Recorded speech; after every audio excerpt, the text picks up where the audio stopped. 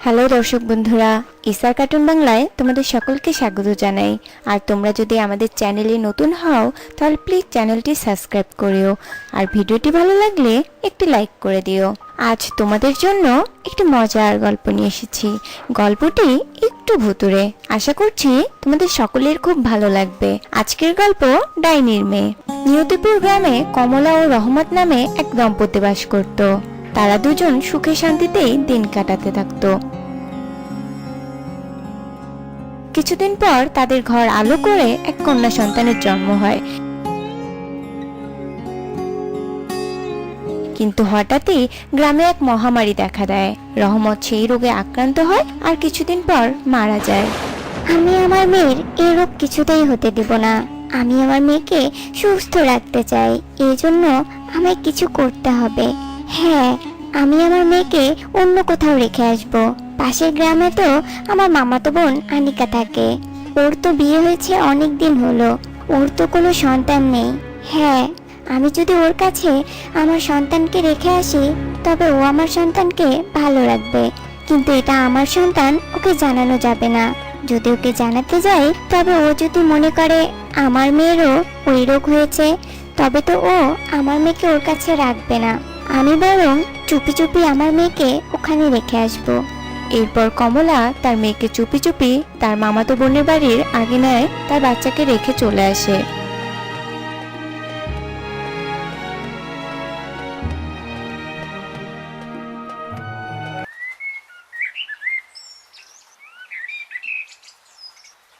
ভোর হতেই যখন আনিকা বাইরে আসে তখন সে বাচ্চার আওয়াজ শুনতে পায়, আর একটা বাচ্চাকে দেখে খুশি হয়ে তাকে কোলে তুলে নেয়। ওগো, শুনছো? কোথায় গেলে গো? একবার এদিকে এসো তো।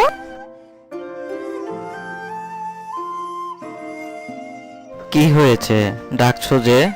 এ মা, এ বাচ্চা কার? জানি না, ঘুম থেকে উঠে দেখি মাটিতে পড়ে কাঁদছে। আর আশেপাশে তো কাউকে দেখলাম না, মনে হয় কেউ রেখে গেছে। শোনো না, আমাদের তো কোনো সন্তান নেই, তাই আল্লাহ হয়তো এই সন্তান আমাদের কাছে পাঠিয়েছে। আজ থেকে আমি একে বড় করব। এ আমার মেয়ে, ওর নাম অন্নি। ওকে আমরা কুড়িয়ে পেয়েছি, এ কথা তুমি কাউকে বলবে না। সবাই জানবে ও আমাদের মেয়ে। ঠিক আছে, ও আমাদের মেয়ে।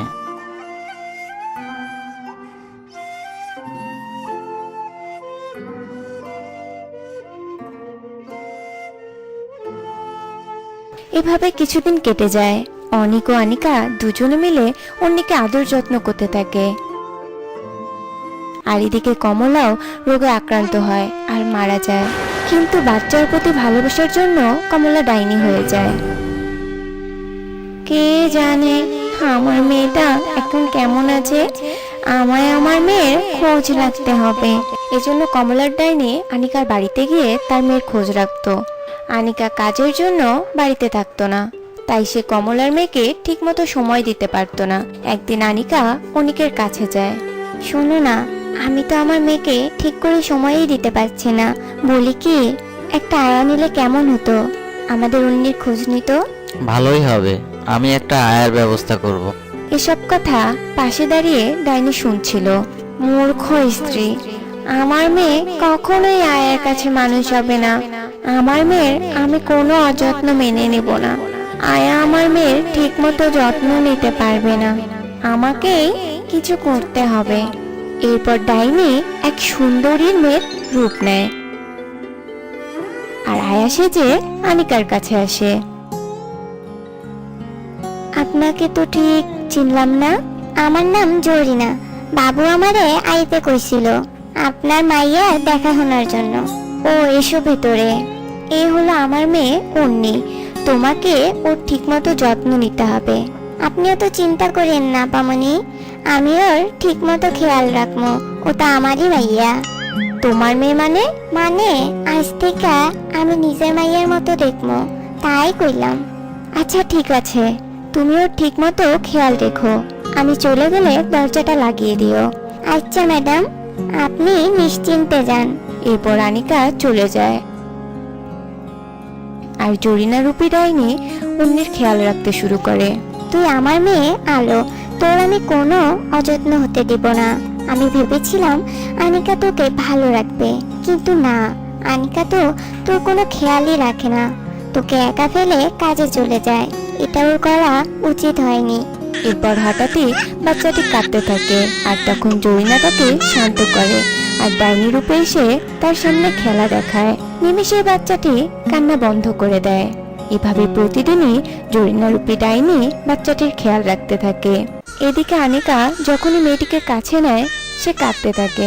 আনিকা কিছুতেই অন্যকে সামলাতে পারতো না। কান্নার আওয়াজ শুনে জরিনা তাকে কোলে নিলেই বাচ্চাটি কান্না বন্ধ করে দিয়ে চুপচাপ শান্ত থাকতো। এই দেখে আনিকা অনেক রেগে যায় আর সেখান থেকে চলে যায়। আর জরিনা অন্যের খেয়াল রাখে। শোনো, কালকেই তুমি ওই আয়াকে এ বাড়ি থেকে তাড়িয়ে দিবে। ও আমার মেয়ের ওপর কোনো জাদুটোনা করেছে। আমার মেয়ে আমার কাছে আসলেই কান্না করে, অথচ ওই আয়ার কাছে গেলে শান্ত থাকে। তুমি শান্ত হও, আমি দেখছি কি করা যায়।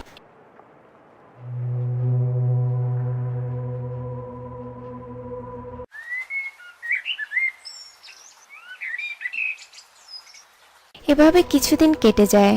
হঠাৎই একদিন রাতে অনিক ও আনিকা অন্যের ঘরে যেয়ে অনেক অবাক হয়ে যায়, কারণ সেখানে গিয়ে তারা এক ডাইনিকে দেখতে পায়। আমি জানতাম এ আয়া নিশ্চয়ই অন্য কেউ। আমার মেয়ের ও ক্ষতি করে দিবে। তুমি আমার মেয়ের থেকে দূরে থাকো বলছি, একদম ওর কাছে যাবে না। ও তোর মেয়ে না, ও আমার মেয়ে আলো। কি যাতা বলছো? না, ও আমার মেয়ে অন্যি, আমি ওর মা। তুই মিথ্যে বলছিস বোন, ও তোর মেয়ে নয়। কে তুমি? আমি তোর বোন কমলা, আলো আমার মেয়ে। আমি নিজে গ্রামের মহামারী রোগ থেকে বাঁচানোর জন্য ওকে তোর বাড়িতে রেখে গিয়েছিলাম, কিন্তু আমি ভুল করেছি। আমার মেয়েকে তোর কাছে রাখা ঠিক হয়নি। তুই তো আমার মেয়েকে সময়ই দিতে পারিস না, ওর ঠিক মতো খেয়াল রাখতে পারিস না। তুই ওর মা হবি কি করে? হ্যাঁ বোন, আমায় ক্ষমা করে দাও। আমার সত্যি এমন করা ঠিক হয়নি।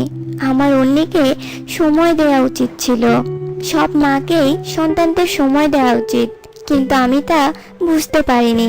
আমায় ক্ষমা করে দাও। এখন থেকে আমি অন্যের ঠিক মতো যত্ন করব, তুমি চিন্তা করো না। আমার মেয়ে ভালো থাকলে আমি ভালো থাকবো। তুই আমার মেয়ের ঠিক মতো খেয়াল রাখিস। এই বলে ডাইনি অদৃশ্য হয়ে যায়।